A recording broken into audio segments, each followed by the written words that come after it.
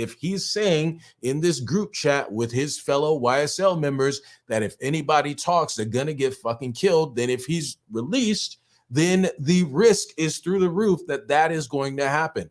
And so we're going to get to the judge's actual decision. And here, so we know that he was denied bond. Obviously he's still in custody, but we're going to get to the decision and hear his reasoning for his decision. All right, folks, before I go ahead and get started, whatever the decision is today, this is a public forum which all are welcome. However, if you feel that you cannot govern your behavior or have acceptable conduct. All right, so that lets you know right there that this is going to be a denial, right? So you could just tell by the way he opens the talk that he was going to deny this case. He's like, before I even get into this, he's going to say, if you can't control your behavior, because a lot of times, and especially in a case like this, you're going to have people in the gallery, people who are actually physically in the courtroom listening to this hearing. And what can happen is you'll have people reacting to the evidence. You'll have people reacting to the judge's decision. So he's basically laying down the law from the beginning, saying, I'm not going to have people, sucking their teeth and gasping at my decision or speaking out or basically saying anything. Basically, if you're unruly in my courtroom, you're going to be kicked out. If you make any outbursts or statements or anything that the law enforcement professionals in this courtroom deem to be inappropriate, you will be removed from the courtroom and maybe subject to other action. So I just tell you that up front because my deputies are charged with the responsibility of good order and discipline. So whatever my decision is, like it or not, I'll give you an explanation for it, but outbursts are not acceptable, okay? All right. So with that, counsels, I've gone ahead and based upon what has been proffered and the appellate case law, I should say, has been provided to the court, I'll summarize a couple of different things already that you as counsel for the state as well as for the defense, I'm sure aware of. I'm looking at Coleman versus the state, and that's already been cited. That's 361 Georgia Appeals 901. And I'll quote from that decision, which is... and again, so he's referring back to the case law that basically governs or is going to guide his decision in terms of how he analyzes the evidence in support of or against the request for him being released. Excessive bail is prohibited by the Georgia Constitution, Article 1, Section 1, Paragraph 17, and the 8th Amendment to the United States Constitution. And for the 8th Amendment analysis, as you all are aware, that 8th Amendment violation would be excessive bail or no bail, or fixing an amount that is excessive under the circumstances. It's a bail hearing, but this is not a small decision. So there's, maybe not pressure, that might not be the best word, but this is not a light decision. So he's realizing that if he unreasonably sets a high bail or denies bail, that could be viewed as a violation of Mr. Williams' constitutional rights. So he has to really make sure that whatever his decision is, that, he's backed by the law and that the facts support the decision that he's going to make. When fixing bail in Georgia, trial judge's most foremost consideration is the probability the accused, if free, will appear at trial. And then the court in Coleman goes on to quote that lesser factors or lesser extent or considerations are the accused's ability to pay, the seriousness of the offense, the accused's character and reputation.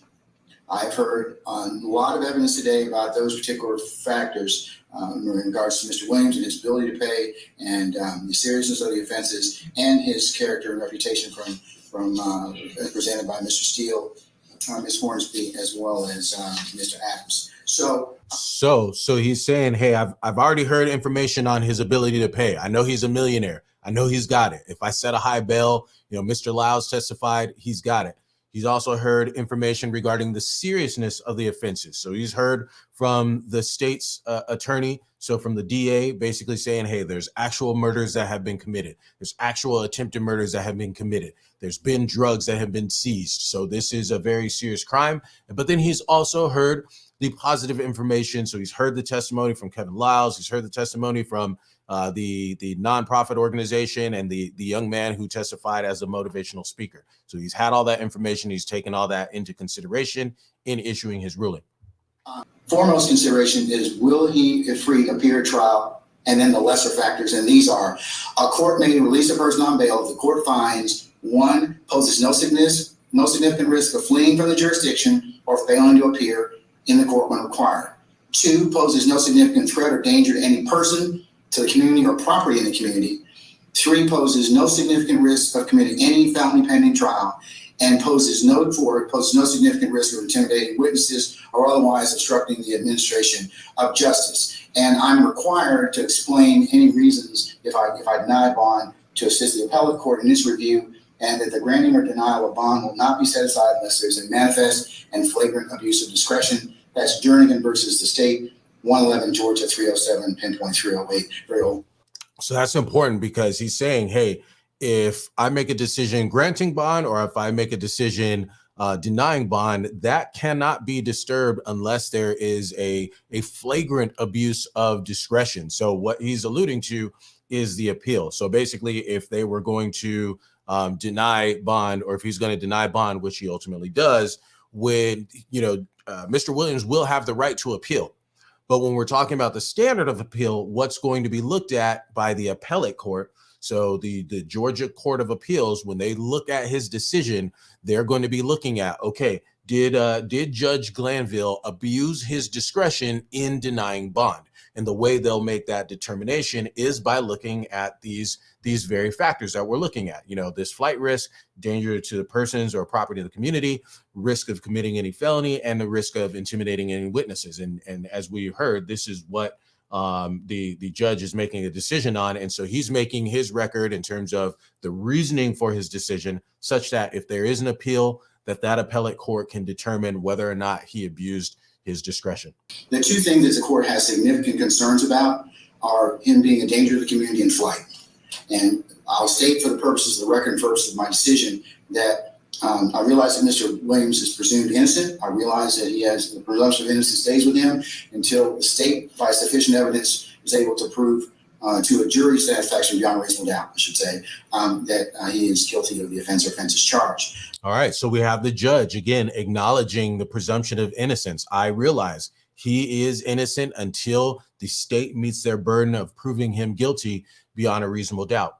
But however, in this particular circumstance, there have been significant proffers about Mr. Williams as being a danger to the community. In particular, the state's proffer that they have taken proffers from other gang members and people who are in this particular indictment and they're not in this indictment, that he is the leader of the gang. So there you go. So it's not just the lyrics. Like he said, the state presented information that there are folks in this indictment and folks not in this indictment.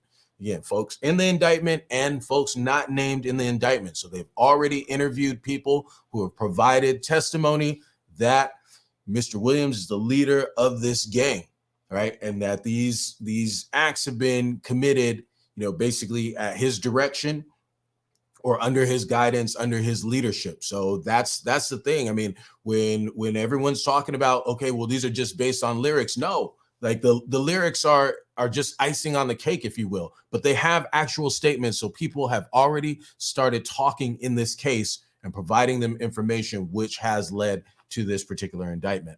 It's dangerous.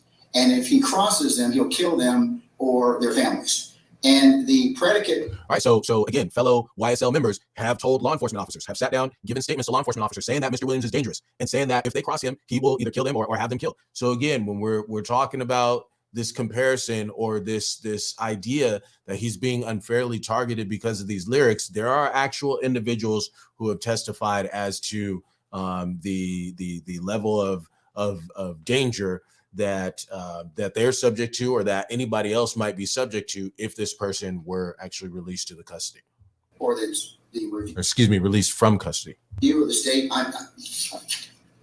The concerns that I have are some of the statements that he's made about the threats and to others, and that have been chronicled in particular some of the predicate acts that have been stated for the court's consideration. Whether or not those acts, as Mr. Adams has pointed out, because they have to be proven at trial, is a discussion for another day. But at this point in time, in the aggregate, those particular discussions, in particular, the proffer from the people that the state has talked to already, the group chat that from 2015 starting, anybody goes into the courtroom and tells the honest truth, they'll be fucking killed, pardon me for the language. And this threat is still being talked about. So that is of a concern to the court in regards to the danger to or threats to persons in the community. So there we go. You know, there is a group chat that they've cited to, and when the judge is looking at people being a risk to people or property in the community and risk to intimidating any witnesses in the case, if you have a group chat, and again, you typing in a group chat, you're not thinking that these text messages are ultimately going to be in court or ultimately going to be in a law enforcement officer's file, but there they are, right? And so he's saying anybody talking will be fucking killed. And so the judge is saying, hey, this raises significant concern for me, because if he's saying in this group chat with his fellow YSL members that if anybody talks, they're going to get fucking killed, then if he's released, then the risk is through the roof that is going to happen. And so that's going to be one of the issues, or one of the issues that ultimately speaks to his concern about there being a danger to the community if he's released. And there's no significant arrest of intimidating witnesses or otherwise obstructing the administration of justice. That is the court's concern. The two major concerns that this court has is danger to persons and threats to intimidate other witnesses and obstruct the administration of justice. So if he really has a legitimate concern, which based on the evidence brought by the state, he probably does, he actually does have a legitimate concern for the well-being of the people of his state, of his county. If he were to let these individuals out or let Young Thug out and something were to happen to the public that otherwise there wouldn't be that risk if he were detained, then no judge wants to have blood on their hands.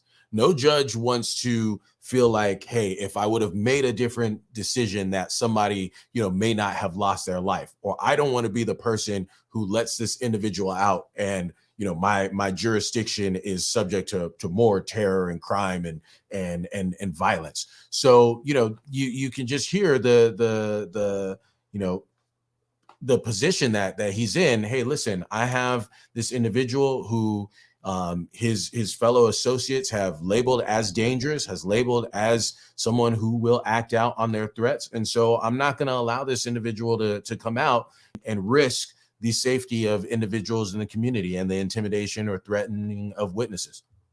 And I'm not going to hold it against him that he is very successful and has significant means. But those two factors in particular, threats to persons in the community or pose a significant risk of intimidation of witnesses, otherwise obstructing administration of justice, the court has considered a number of the predicate statements, and for those reasons in the aggregate, I'm going to deny bond at this time. So there you go. There's a decision. He's denied bond. It's a relatively short discussion of the basis, but I think there's enough there in terms of what his concerns are.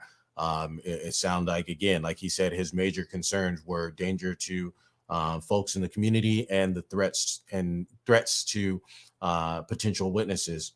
Mr. Adams, Ms. Hornsby, and Mr. Steele, certainly if you should file any other additional motions if things change, I certainly will reconsider the court's position on bond. It is not lost on me that I have not given your client a bond, but that is my decision based upon what I've heard.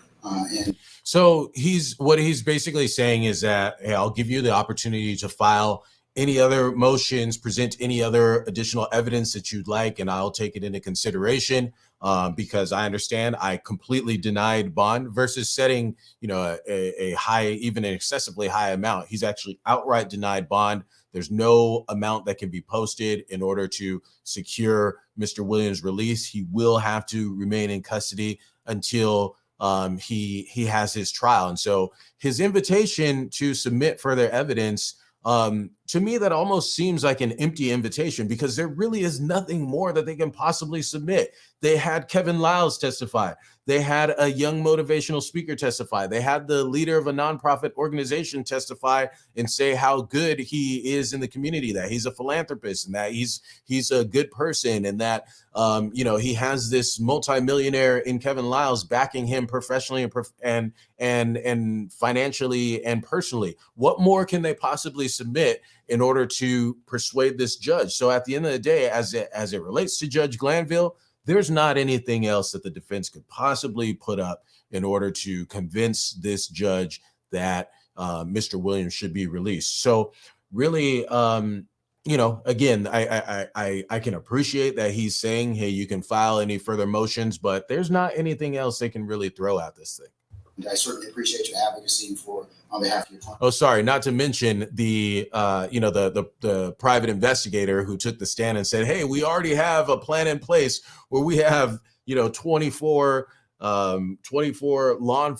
licensed law enforcement officers, sworn officers, who on their off duty, basically doing overtime, essentially, will work around the clock to make sure that he stays in the home, to make sure that anyone who's prohibited from coming in the home will not be allowed in the home, to make sure that he doesn't leave, all these things. So really, I mean, I really can't imagine anything else that they could possibly do in order to appease the judge and address his concerns, but it just wasn't enough.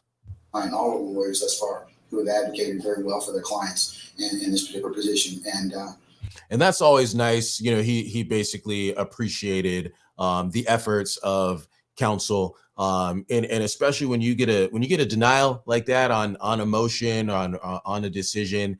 It is nice to have the judge address the client and say, how hard your attorney worked for you, because it can be, decisions like this. It's tough. It's tough for him to hear. It's tough for him to know that, hey, my trial date, isn't going to be until January of next year. So that means I'm going to spend the rest of 2022 in custody. And so, but to know at least that your attorney did everything that he possibly could, then and did a good job in the judge's eyes, that can be helpful. I will do my level best to make sure this case gets tried as expeditiously as possible. And if I can get it on the calendar before the 9th of January, I will endeavor to do so. So anything else at this point? All right. So basically acknowledging, hey, I know that this trial isn't until January of next year, but if there's any way I can get you a sooner trial date in order to accommodate, just given that, Mr. Williams is not going to be released from custody, then he's making that accommodation. But, in my experience on a case this large, I really can't see the case going to trial this year. It at soonest, it would probably go in January of next year. There's just so much work to do. Listen, all we have at this point, we have this 88-page indictment, but there, all this evidence that the state was referring to, at some point, they're going to turn that over. If they haven't already, they're going to turn that over to the defense. And so the defense attorneys are going to have to go through all of this information. Again, there's an 88-page indictment, and the evidence is going to be in support of that. So all of those, possession of drug counts, possession of firearm counts, the murder count, the attempted murder count. There's going to be all the evidence in support of those charges that has to be gone through, and then there's investigation that has to take place. So there's just no possible way that we're already in June, so there's no way the trial would happen before January of next year. It may not even happen in January of next year. There just may be more time needed in order to get ready for trial.